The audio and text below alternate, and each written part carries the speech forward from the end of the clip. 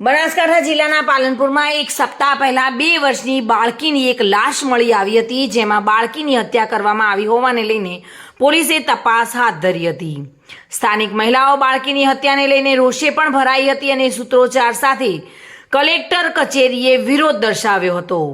જો કે આજે બાળકીની હત્યા કરનાર હત્યારો ઝડપાઈ ગયો છે અને પોલીસે તપાસનો ધમધમાટ શરૂ કર્યો છે. બનાસકાંઠા જિલ્લાના પાલનપુરના તારાનગર વિસ્તારમાં 2 વર્ષની બાળકી ગુમ થઈ હતી અને જ્યારે સાંજે જ શોધખોળ કરતા આ બાળકીની લાશ ઘરની નજીક મળી આવી હતી, જેને લઈને પરિવારને કોઈ વ્યક્તિએ હત્યા કરવાની આશંકા હતી તેવું માલુમ પડ્યું હતું. હત્યા કરવાની ઘટનાને લઈને સ્થાનિકોમાં પણ રોષ ફાટી નીકળ્યો હતો.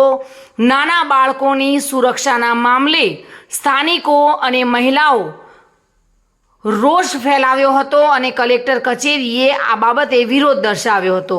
થોડાક દિવસો અગાઉ મહિલાઓએ રેલી નીકાળીને આક્રોશ પણ ઠાલવ્યો હતો. મહિલાઓએ ઘટનાને લઈને ન્યાયની માંગણી કરી હતી.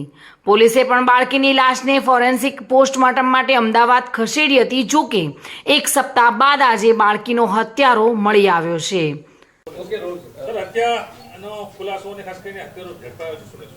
તારીખ 15 ડિસેમ્બર 2023ના રોજ પાલનપુર પશ્ચિમ પોલીસ સ્ટેશને એક માહિતી મળી છે કે એક 2.5 વર્ષની બાળકી કે જે બાવરી ડેરા વિસ્તારમાં રહે છે તેની હત્યા થયેલી છે. આ હત્યાની જાણકારી મળતા જ પાલનપુર પશ્ચિમ પોલીસ સ્ટેશનની ટીમ તથા લોકલ એલસીબી અને એસઓજી અને સાયબરની ટીમ દ્વારા ત્યાં જ તાત્કાલિક તે જગ્યાએ પહોંચવામાં આવે છે.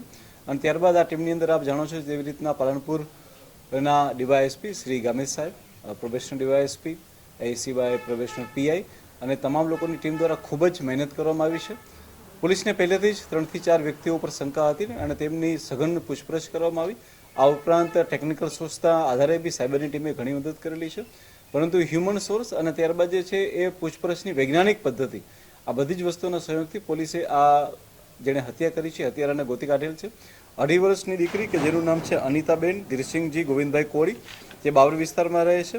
તેની હત્યા જે છે એ રવિભાઈ સન ઓફ લક્ષ્મણભાઈ જાતે વઢિયાર બાવરી વિસ્તારમાં રહેતા 29 વર્ષના યુવાને જે રિક્ષા ડ્રાઇવિંગનો ધંધો કરે છે તેણે કરેલી છે.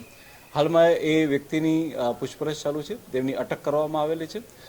ગુનાના કામે જે વસ્તુ વાપરેલી છે તે વસ્તુઓને બી લઈ અને હાલમાં ડિસ્કવરી પંચનામું બી ચાલુ છે. આ સિવાય હું આપને જણાવવા માંગીશ કે જે વ્યક્તિ જે છે એની હત્યાનો શું મોટિવ છે અને હત્યા કરવા પાછળ શું રીઝન હતું એ બાબતને બી પોલીસ દ્વારા પોલીસને જ્યારે પૂછપરછ અને અંતે ત્યારબાદ જે રિમાન્ડ મળશે તેની અંદર આ તમામ મુદ્દાઓ બી ક્લિયર થઈ જશે. માત્ર 2.5 વર્ષની બાળકીની હત્યા તો ગુનાનો દરેક મોટિવ હોય છે, તો આમાં કોઈ મોટી પ્રાઇમરી ઇન્વેસ્ટિગેશન આવે છે? જી બિલકુલ, અમે આની અંદર તપાસી રહ્યા છીએ. આમાં અમે એક સાયકેટ્રિક ડૉક્ટરની બી સલાહ લીધી છે કે કેવા રીઝનથી અને કેવા કારણો અનુસાર જે છે આરોપી તે બી આવા 2.5 વર્ષની હત્યાના 2.5 વર્ષના બાળકની કોઈની હત્યા કરી શકે છે. જીના અમે હાલમાં જે ઇગોસ્કોપ દ્વારા ચેક કરીએ છીએ તેમાં તેનો કોઈ ગુનાહિત ઇતિહાસ હાલની અંદર તો અમને જાણવા મળેલો નથી, પરંતુ એના ફેમિલી મેમ્બર્સની મદદથી અમે જાણી રહ્યા છીએ કે તેનું વર્તન કેવું હતું અને એને આની પહેલાં બી શું કોઈ આવું કોઈ હત્યા કે બીજી કોઈ વસ્તુમાં સંડોવાયેલા હતા કે નહીં. માત્ર હત્યા છે કે બીજું કોઈ જેમ કે બાળકીઓ સાથે જે વર્તન થયું છે મેડિકલ પુરાવા?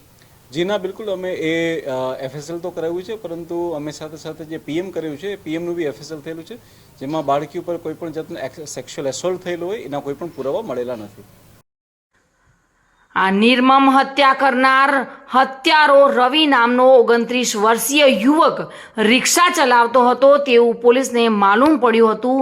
પોલીસે આ યુવકની અટકાયત કરી વધુ તપાસ હાથ ધરી છે.